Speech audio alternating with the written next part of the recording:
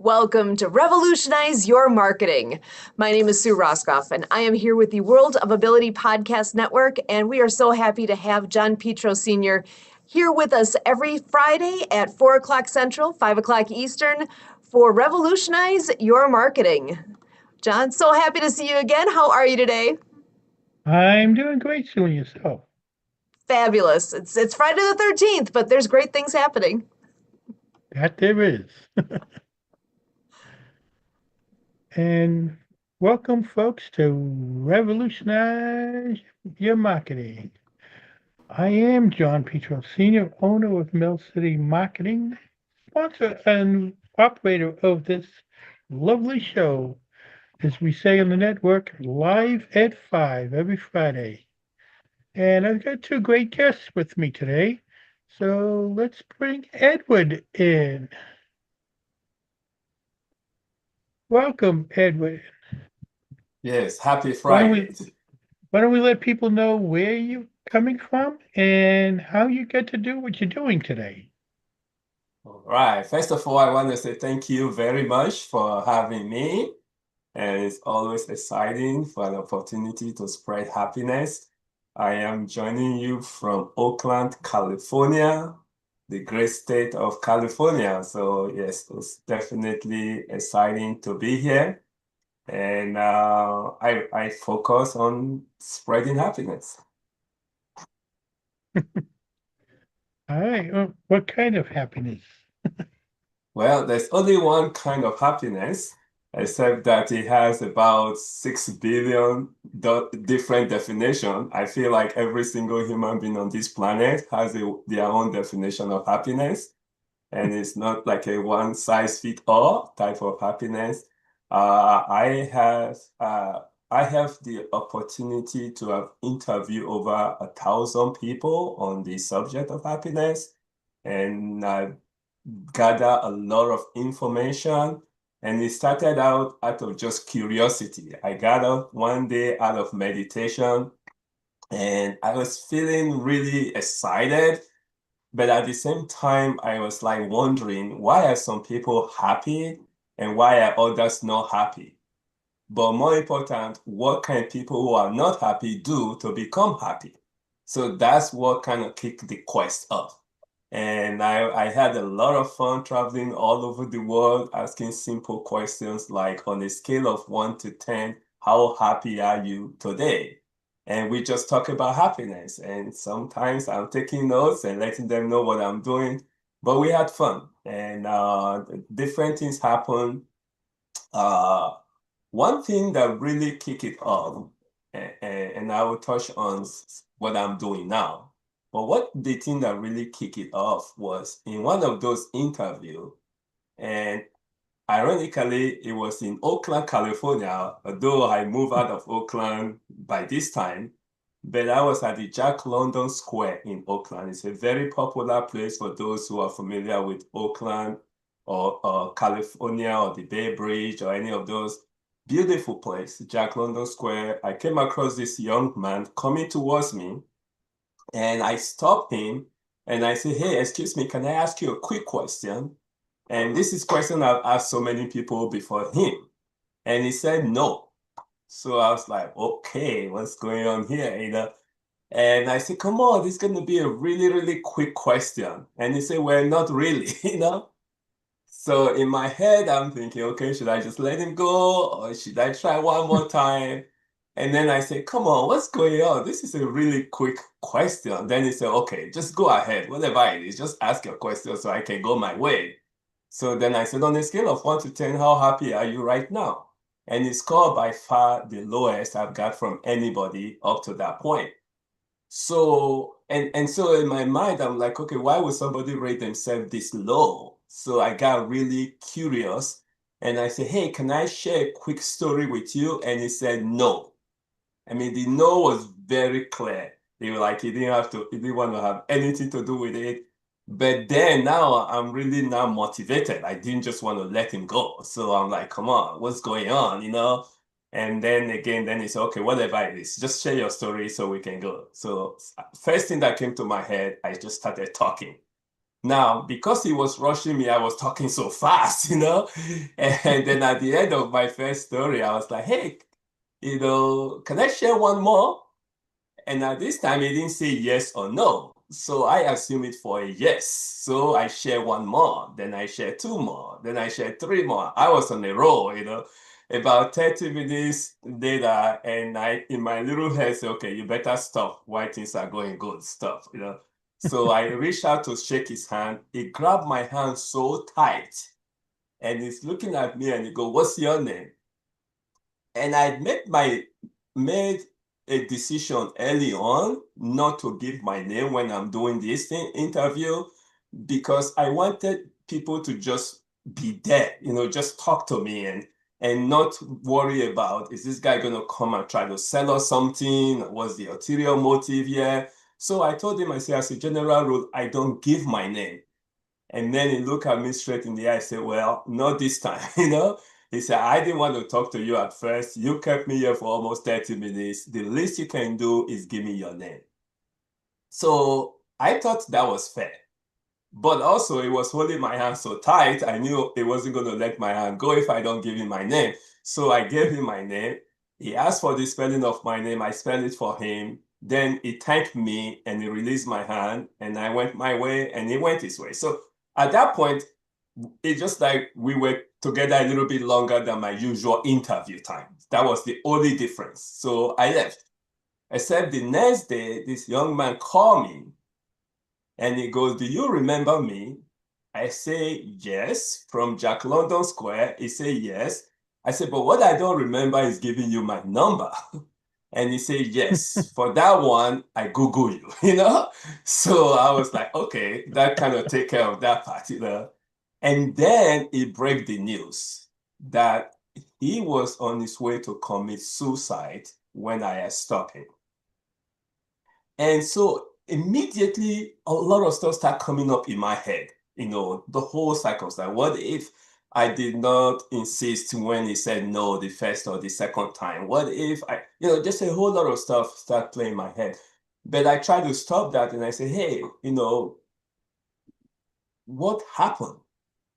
And he said, yeah, he said there was a lot of things you shared that I didn't understand because of your accent. I said, no, it wasn't my accent. You were rushing me. I wanted to get as many stuff in as possible. And he said, yeah, you did.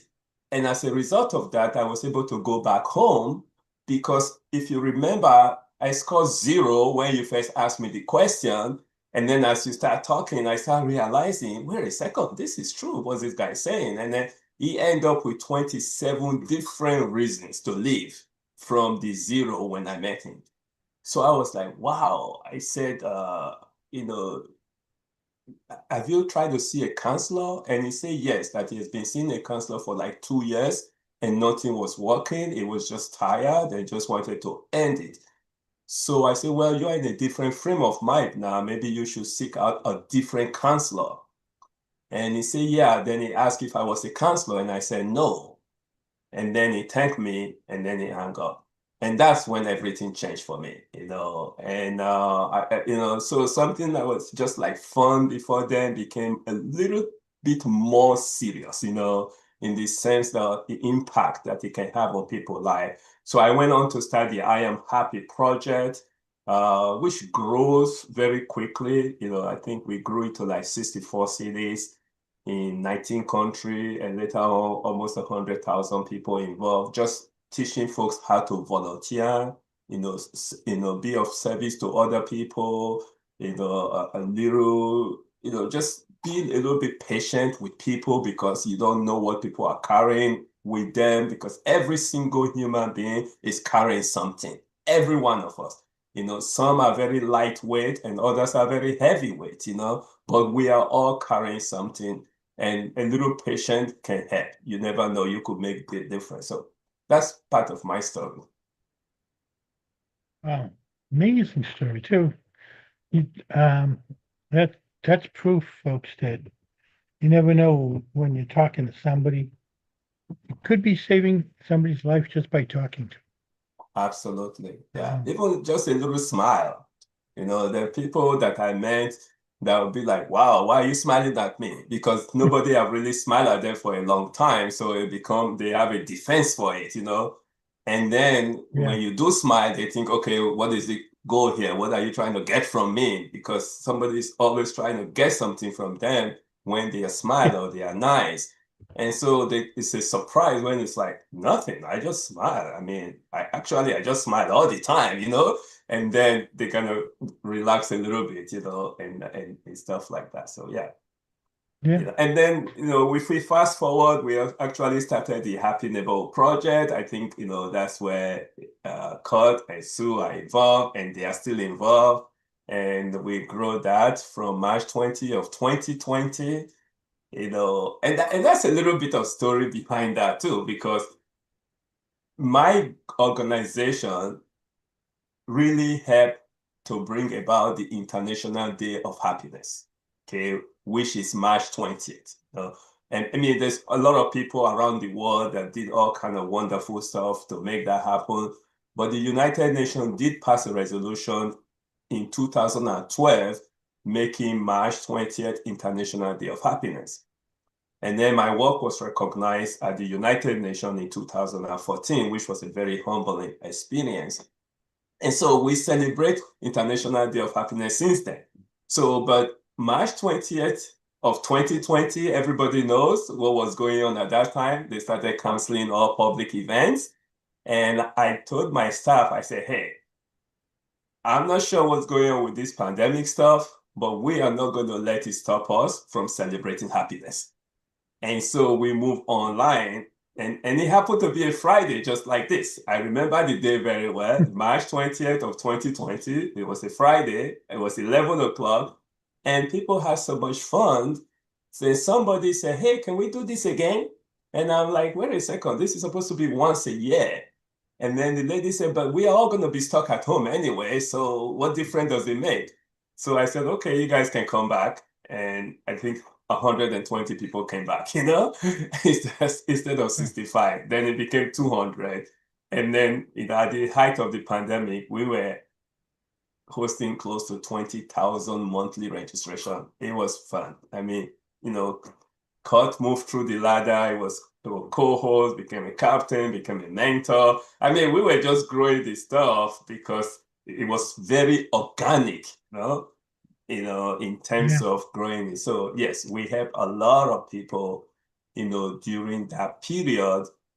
And then one of the things last year, I started to review all of that because we hosted over 10,000 online events.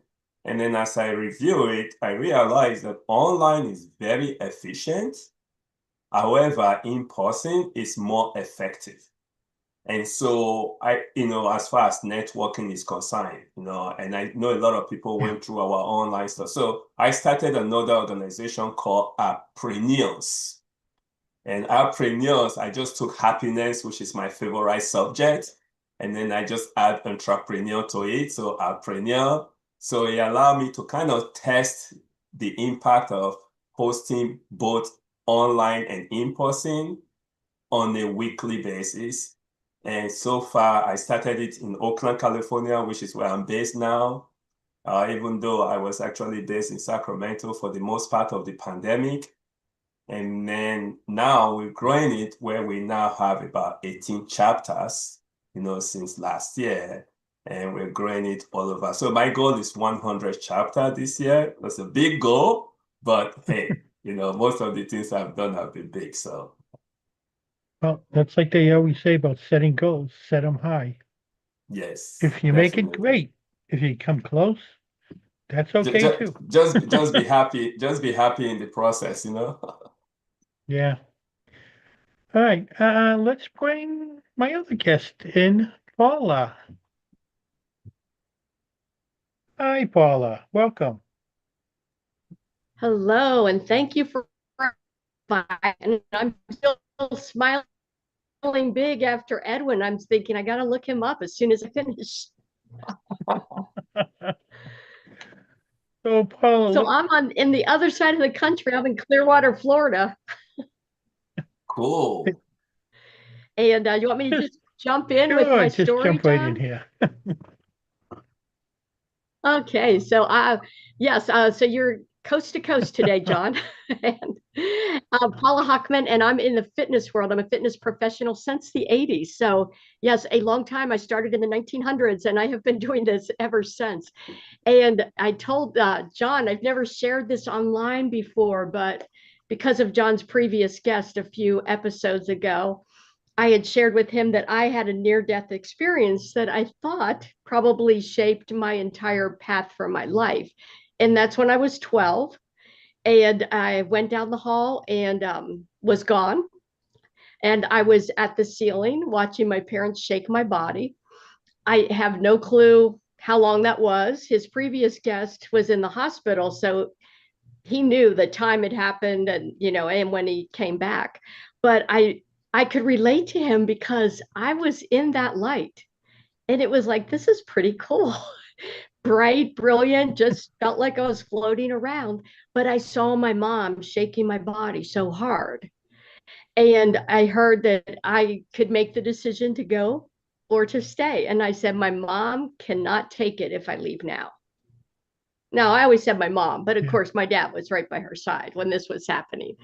And so they walked me down the hall when I came to. We lived in the country. The paramedic was our neighbor. He came and he said, well, she seems okay now, but I'd get her to the doctor. So remember, this was a long time ago where you didn't just call another ambulance, you called your neighbor. And the next day I went to the pediatrician and he said in front of me that he was talking to my parents, but he said, she's very sick. If she lives to be 30, she'll be lucky. Wow. And I made it, just in case anybody's wondering if I made it to 30. I did. But I remember thinking, I don't care if I make it to 30. I'm 12. That's old. And I didn't say it out loud because I would have still been punished by my parents if I'd said it out loud. And he also said, if I lived, there were two things. If I lived, I would maybe be in bed most of that time, and I would have to have a valve replacement. I didn't exactly understand valve replacement. I knew the hard head valves. I didn't really know what was wrong with me, but I said to myself, I'm not doing that no matter what. I'm not doing that. And I'm going to have a life. I'm not just going to live, I'm going to have a life. So I'm not staying in bed. And I didn't really know what that meant, but I remember thinking it. And I felt like I made the decision to come back because I had a purpose. And of course, I still believe that. So what happened is I went straight to the hospital in bed, not even allowed up to go to the bathroom. So think 12 years old. I had my 13th birthday party at the hospital. I was in bed for 2 months. And then they finally let me go home. And my big outing was to walk across the hall when I had to use the bathroom. So that was my whole life. So 4 months gone. And the neighbor another neighbor was my 6th grade teacher. And she volunteered to tutor me and came over twice a week. I missed 4 months out of 9 months of school, and I still was the highest in the class, and I didn't get held back. So I said to my mom, that means I don't have to go to school 9 months a year because I'm very logical. Like, why am I going? But that one didn't go over that well. So I did go back to school. I was little. I mean, I'm 5'4", and I was one of those kids that grew to my full height by the time I was 12, but I weighed 65 pounds. So just imagine, I mean, very small person. But I was allowed to go up and down one flight of stairs a day. That was my exercise routine. And so I made sure I did that.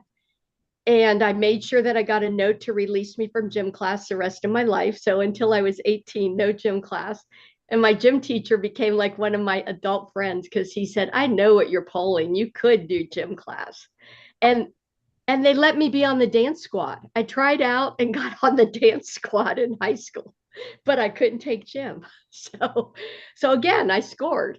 And it was just because I was a kid who did not like to go into a big locker room and change in front of all these other little girls or do showers and all that stuff. So it's like, how do I get out of that?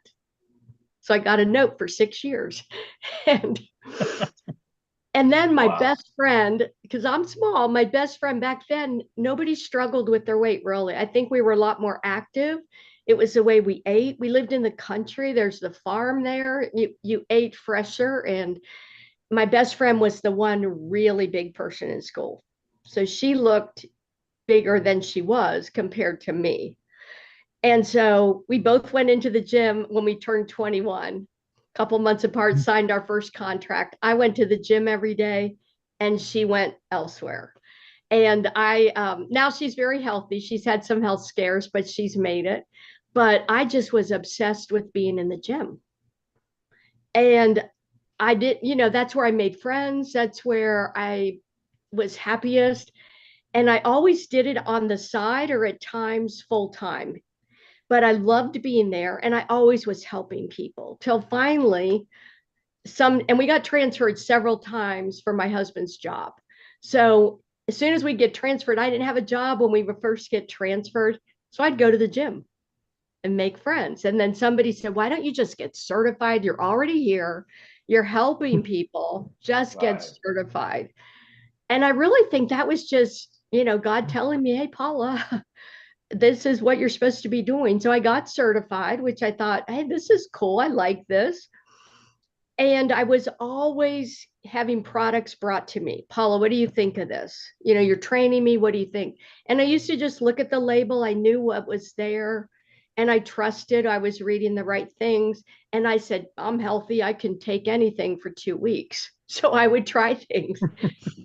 Thank goodness that I was okay with that. I would even try weirdo diets. Wow. And, now I tell people the first 3 letters of the word diet spells die. So, think about that. It shouldn't have a stop and start. And if you can't tell, I love happiness and I tend to coach people with laughter. So I said, think about that. It should be a lifestyle and it shouldn't be you go to a restaurant or you have a family celebration and all you're looking at is what can I have on my plate? No, you're Right. enjoying things. And it's because it becomes a lifestyle to you. So 30 years ago, I was looking for a business to do on the side. My heart and soul said, get out of corporate America. I can't be tied down. You probably realize that from what I'm saying. I know John knows that about me. So, but I was just looking for a business because I had to replace my income. I couldn't just say I need to walk from corporate America. And this company turned out to be a product brokerage company. And I said, sounds good. No clue what that means. But I have interest. I like products. I'll give it a try. It was an internet marketing company without a website. Again, I'm like, okay, God, you led me to this meeting. I'm taking a chance. I don't know why. Well, then it turned out it was amazing products. And they had the education and it was all backed by science. And it was products that sometimes I didn't even know what it was at the time, like a super antioxidant 30 years ago. I hadn't heard of that. But how can I recommend it to people if I don't try it? And my doctors, when I would have checkups, every year I had to get heart testing done. And they would be like, your heart murmur is so bad that you should have a really large heart. Your heart's a muscle. Now, my heart is large, but they meant in size. And they go, your heart should be so overworked. It should be at least 1.5 times the size it is.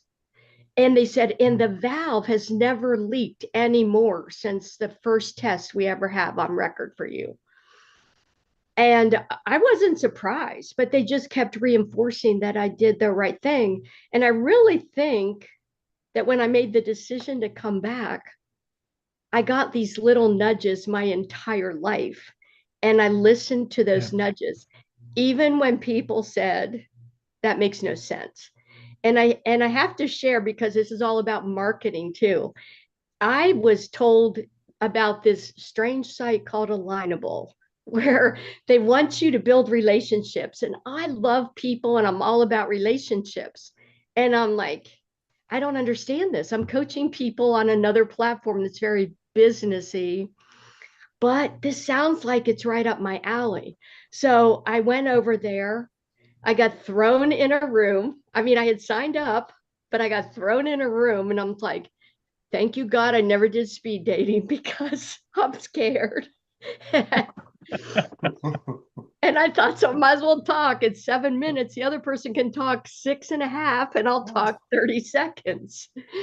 But I found I loved it. And I did it for a couple months, just following the system. This is an appointment. I'm showing up. But that was the first time it seemed that somebody said to me, you have to tell your story. John's heard a lot of fun facts about me, but it's like, you have to tell your story. How did you get started in fitness? And I really had lived with it my whole life. And I thought, that's really, what's the big deal? Why would someone want to hear it? And I had never shared it because I didn't think it mattered. Right. This is what I do. Because it's inspiration for other people in that situation. And I'm not discounting health professionals. I work with them, but I don't want anybody to, I feel bad that anybody would take what I heard as a 12-year-old and that would be a death sentence. Right. And it didn't occur to me it was unusual for a 12-year-old to think this whole man's not going to tell me how long I'm going to live. I did outlive him, but it was my one friend who I've known for 25 years. She said on a coaching meeting we were doing, she said, Paula's not going to tell you this, but she's the one person I know who's been the same size since the day I met her. Wow. And I'm That's like, really cool. I never thought of that. It's just Wow. what I do. And she's a coach because she coached herself using what she learned in the same system I use, but she coached herself to lose 100 pounds. Wow. And kept it off. And she's had struggles along the way, but I look at her and say, wow, bravo, isn't that amazing? But I had never shared that, my story. Wow. And somebody actually did say to me recently, since I met John in the last couple of years, they said to me, oh, everybody has heart murmurs. And I didn't get insulted. I just thought, how come I was always told I was so fortunate I made it? And why did I come back? So I looked it up, and thank goodness for the internet, right? Because I looked it up and I talked to a retired cardiologist I met through Alignable. And he said, no, what I described and what I went through was like very rare. And it was very rare that I made it. So. Yeah. Wow. Congratulations. Oh, thank you. Yeah, definitely. There's one point, Paula, I must bring up. Uh-oh. Yes, I do take notes Which when I one? listen to people. Exercising. Mm-hmm. You worked with a very well-known person. Mm-hmm. You were a backup dancer for someone. Richard Simmons. How was that? Well, it was just for an expo where they recruited some of us. It was so fun. And because he is, a little ball of fire, literally, and wearing those little satin shorts and that little tank top and that big hair. And there was a lot of us that were, not a lot, there's about a dozen of us who were in the industry and doing a lot of hard workouts. And we're like racing to keep up with him. And he's calling it, sweating to the oldies and things like that. And you just smile so big and laugh so much because that's who he is. So it was amazing. And I feel very blessed that that's part of my background. Cool. Yeah. I also worked out with some of the Dallas Cowboys. There you Now, go. Cool. isn't that funny? I moved to Dallas. I'm taking dance aerobics. I'm not the instructor, dance aerobics. And I see these huge men walk in. And I didn't know who they were. And I said to this one guy, his name's Jim Jeffcoat. He was a rookie. He had a 10-year career. So he was probably recruited very high. And I said to him, what are you doing here? And he said, Coach Landry said this will help us with our footwork on the field. And I'm like, whoa. And I remember every time Jeff would do something with his arm, I didn't have to duck because his arm would be up here and my head would be right there. And then I would go into the weights and I would be doing squats and things, and there'd be all these big guys around, and nobody but me and other cowboys were there that early. And at first I thought, isn't this cute? This little girl is lifting weights with us. Now, I couldn't do what they did. I'm not saying that. But I was in there and doing the best I could. Right. And so they were like moving the plates off and helping me reset them. And it's pretty cool. Awesome. I had to bring that up about Richard Simmons. I had to. I think that is so neat. It was so funny. When you meet a celebrity, especially when you don't know who they are when you meet them until after they've left. I was working at the local arena here. I have to tell my story too. And I was on the event staff. And they were getting ready for a big concert. It was actually the rock band Disturbed that was performing. And there was a band that came on before them. Now I'm at the back of the arena, standing at the gate going underneath the seats. So nobody walks back there. This person walks up beside me. He's got the tag on for backstage.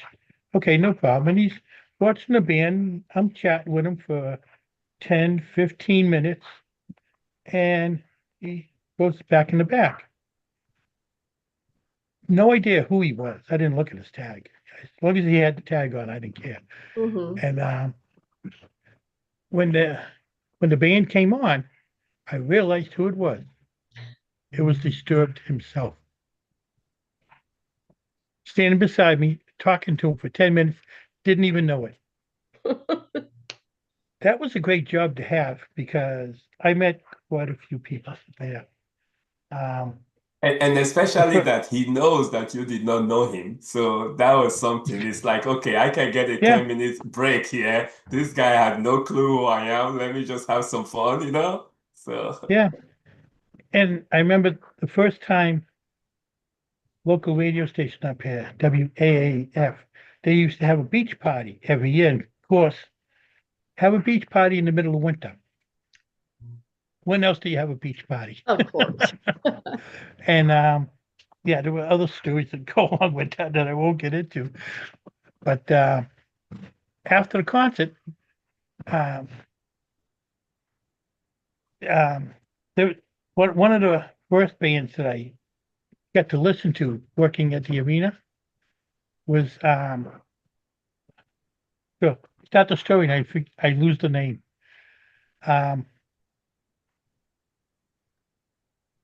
Marilyn Manson concert. Oh.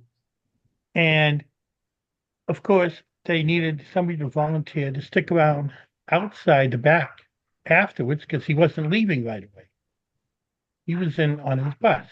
So, of course, like an idiot, not that I didn't spend enough time there already that day, I volunteered. Well, I was talking with his keyboard player outside the bus. He said, "Do you want to go inside the bus and meet him?" And I said, "No, that's all right. I have an idea of what's going on the bus. I'll stay out." I chatted with him for like 20 minutes. He said he's really a decent person talking to him in person. What you see of him on TV or in concerts is totally different from what he is. wow. He's really a decent person. And I found out afterwards he donates a lot of the money that he makes to charity. Nice. But he did not leave.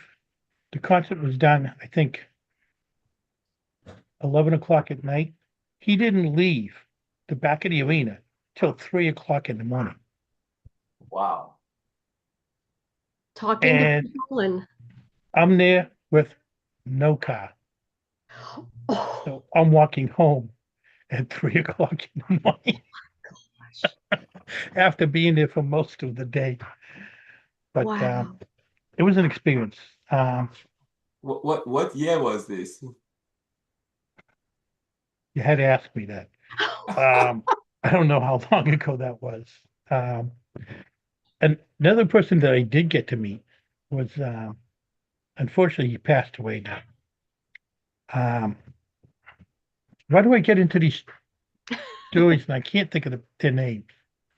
The main singer does country now, but he was doing rock at the time, and his sidekick was a little short guy. I can't think of their names now. Well, I was outside the back of the arena, and the little guy's out riding his moped around in the The yard in little the back. guy. I can't think of his name. Well, you'll have to put it in the comments because it'll come to you right after. Right. Yeah. Exactly. And I got to talk to him. More recently, February 28th, Mm. Lowell, now the country's celebrating the 250th birthday, Hmm. okay? Lowell, Mass, up here, right next door to where I am, city I was born and grew up in, is celebrating their bicentennial. Wow. They became don't mind the cry. Somebody doesn't want to go home. March 1st was when they became a city 200 years ago. So every spring, Lowell has a Winterfest at this time of the year. It's a little earlier in February. What they did this year is they made it on the 28th of February, Hmm. the day before, and they invited up Cake Boss, I love him. and he made the birthday cake for the city. Wow. Cool. And I actually have a picture of me and him that I printed as an 8x10. And I got the chance to talk with him a couple of times. One of the times I asked him about coming in to be a guest on my podcast. I'm working with his people on that. Cool. So he's really a Definitely cool. really decent person to talk to. Hmm. He loves people. He's signing all kinds of autographs and taking pictures with everybody. And it was really a good time to meet him. My son's a little upset because years ago we were down in New York City. My son was about 12 or 13 at the time. And Cake Boss had mentioned one time on one of his shows that his favorite Sesame Street character, I believe, was Cookie Monster. Hmm. My son went out and bought a Cookie Monster doll. Brought it with him when we were going down there because going to see the original bakery in Hoboken, New Jersey, right across the water, Yep. was part of the plans. So we brought it over there. We left early in the morning and we took the ferry over, walked the block up around the corner. The line was a block and a half down from the bakery. Wow. Wow. Took us at least an hour and 45 minutes to 2 hours to get to the door. Oh my gosh. We got in, the bakery was so packed, and Buddy wasn't even there. Oh, His sister was, though. I like her But as too. soon as we got into the bakery, she went in the back room. Oh, So my son handed the Cookie Monster to somebody, and they put it in the back room for him. So I didn't have a chance on the 28th to ask him about that or tell him about that. It was on my podcast. He's know, gonna it's hear like about it. of course, I loved that show because I guess I watch the cakes and I don't eat as much of them, but his mom passed from ALS. Yes. And just how he was as a son, because she was in the bakery a lot. Yeah. And, but I mean, he made sure that and you would like to think everybody does that, but it was just, you could see it. It came through for sure. Yeah. That when his mother passed away, it hit him so hard that that's one of the reasons why the show ended. Oh, is it? Wow. But he has another show on A&E. Hmm. It's under Cake Dynasty. Oh, okay. Cool. So he's on A&E now. I haven't seen it on A&E yet, but I will be watching it. I want to see that cake sometime. I know you guys ate it, but the picture of you with the cake boss and the cake he made. I know Lowell because my husband's from New Bedford. Yeah. Okay. Yeah, I do have a picture on my phone. I'll send it to you. The Yeah, picture I of mean, the that's cake. pretty amazing. I love that. But Right. yeah, so I think Kurt has a couple of questions to ask you folks. Come on in, Kurt. Oh, there he is. Okay, except that I need to be taken off. Yes, so Yes. I just want to see if I can be of service here. I believe, Edwin, you're telling us that you have something coming up right now in your schedule. Is that right? Is this the Ye- time where you're heading to This is something about, else right now? yeah, this is about the time. Yes. Yeah. So, John, I wanted to see if if you wanted to do kind of a little wrap up with Edwin, and then we can kind of do the last segment with Paula. Let's do a little switch or change over. Let Edwin get his last words in. How do you want to do I it, just John? realized what time it was. Yeah, there you go. Edwin, how can people get a hold of you if they're interested in being happier than what they are? Well, for the appreneur, which is what I'm kind of focusing on, I'm gonna put the link on the chat. So that's the appreneurs.com. If they click on that, they can get to learn more. And then as far as the Happy Neighborhood Project, they can just go to happyneighborhoodproject.com. So that will work, yeah. And I think Kurt have all the information, so that we are coming up the next Friday. We're gonna be having some fun with the International Day of Happiness. And it happened to be on Friday again this year, So Friday is almost like 6-year anniversary of the whole thing. So that will be fun. And I know that Kurt also have the information, to that too. But Paula, it's so much fun to get to meet you and just hear your story. And I just want to say congratulations, and you're gonna have impact on many more people. Thank you. And I'm glad that you did not listen to that old man, It was a pleasure meeting the happiness officer. That's amazing. Thank you very much. All right, good stuff. Thank you, Edward, for Okay. coming. All right, see you guys. Thanks a lot for having me. And Sue, I know you're on the way somewhere, but hey, thank you guys so much. And stay happy. Will do, Edwin. Will do. Thank All you. right.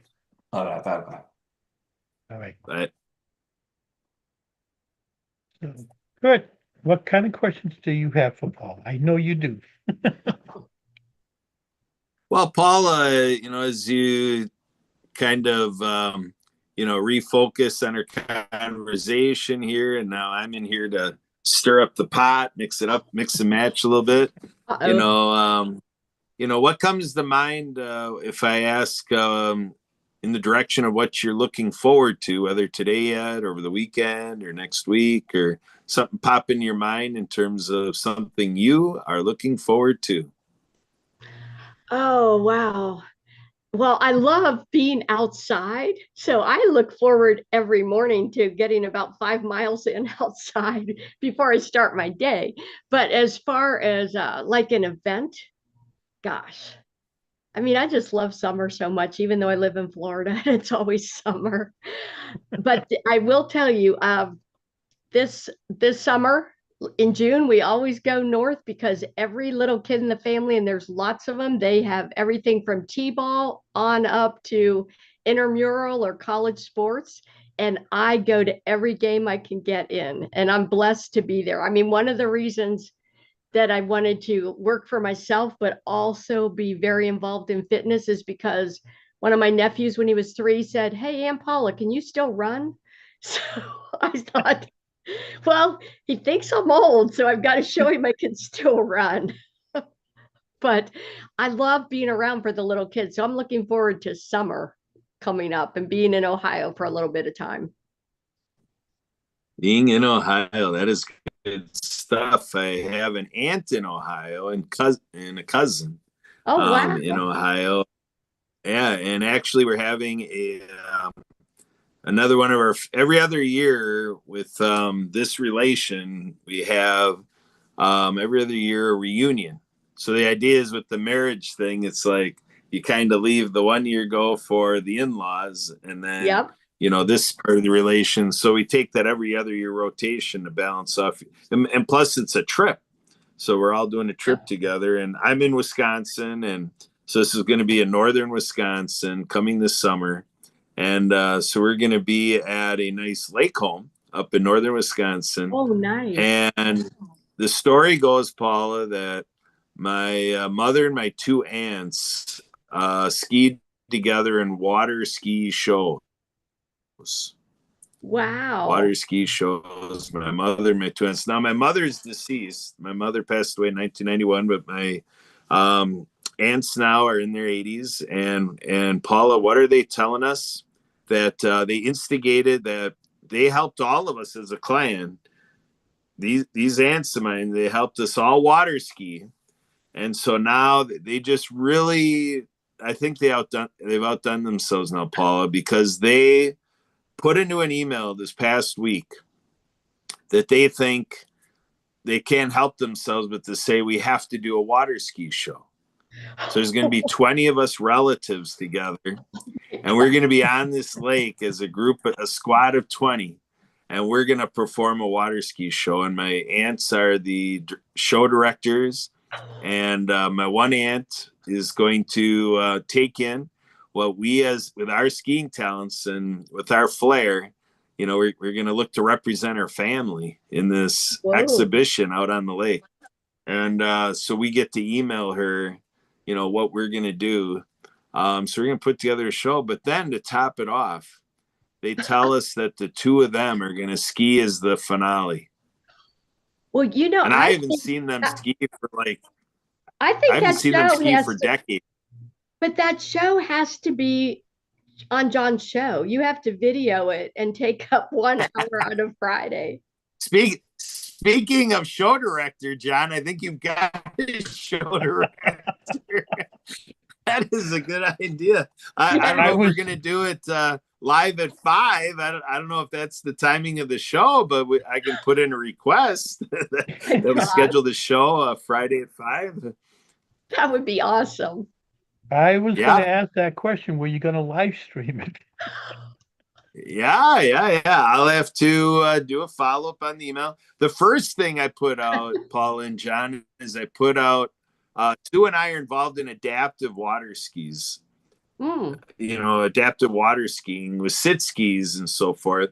So that was the first thing I put out because, we're not young spry chickens anymore, the crew of us. So I put out to the group, I'm like, well, should Sue and I bring the trailer with the sit skis and the adaptive equipment? And my cousin in Ohio says, yes. And last year with this reunion, they've now dubbed me. It seems like I've caught another nickname here, John. Another nickname I have with my relation now is the Big Banana. So my cousin says, yes, definitely Big Banana. Well, we'll have to create that picture. Yes. A big banana on a water ski. Yes. You can there do you that, go, John, for sure. We have a habit of doing that on this show, Paul. Yeah. So, well, there you have it, folks. This is a moment of accountability. It has been decreed by Paula and accepted by John, and I will be messaging my relatives to say I have a requisition. I have an offer request, whatever you all want to call it. We'll see if we can have the show live at 5 Eastern on that Friday in the summertime. And, Paula, will have you swinging back into the story of this one way or another. Yes, So, yeah, that'll be one of our follow-up items. I'm looking forward to this. that will be so awesome. We'll get a huge crowd, a huge crowd. Yeah, I expect so. So, well, John, we're at wrap-up time for the show. How do you want to finish this off here, John? All right, Paula, how can people get a hold of you? They can find me on Alignable, of course, under my name, Paula Hockman, Clearwater, Florida. On Instagram, either my name or Healthy Wealthy Coach. I'm known as that for years. Healthy, Wealthy Coach. There you go. All right, and anybody wants to get a hold of me, contact me either on Alignable or my email is millcitymarketingma@gmail.com. Get a hold of me through Kurt at the World of Ability Network. He'll give you the right details on that one. If you're interested in watching this podcast again or any of my previous podcasts, simply go to YouTube, type in Mill City Marketing MA, like and subscribe to page, and view all of them if you want. And I'll hand it over to you, Kurt. All right. Thank you, John. So we have a moment of spontaneity now. We have our friend Logan that we met through Easy Way. And so Logan, you can do whatever you want with this. You have no commitment, but I figure we'll just give it a final wrap up here with you, Logan, if you want to come on in here. And if you do want to share with people who you are, what you do, whatever, like you did at Easy Way. But you weren't here for most of the show, so you can just give us like whatever random thought on Friday the 13th. What do you want to tell us, Logan? Take it away. Oh man, I just had the most incredible idea for just housing and just people, because I just realized how hard it is for everyone just coming out the gates. And I'm making a new network with developer boards here to reinvent the meter. I learned how to do these things when I was like a kid. My dad taught me. And growing up north of the river, I think it's really cool that we can all share the evolution of technology amongst everyone at the same time. So what I'm here to present today is a new smart meter that can dock electricity and save everyone money. With that, I have a couple other things to offer people. It's really more than that. It's a physics engine because I used to go to meetings like the Solvay meetings, if you know what those are. SOLVAY. I'm pacing, I'm talking, helps me talk. But yeah, I do scientific studies in forecast modernly with really high accuracy. And I use these to help people and bring things to fruition. Awesome. Thanks, Logan. So, Logan, we're going to have you back here sometime as a bona fide guest and take a deep dive into there sometime on a Friday. We do live at 5 Eastern. So, welcome back to the show, Logan, sometime. But I believe we're going to wrap up for today and we're going to bid our audience farewell. And we'll see you next Friday right here on International Day of Happiness. Hooray! That'll do it for today.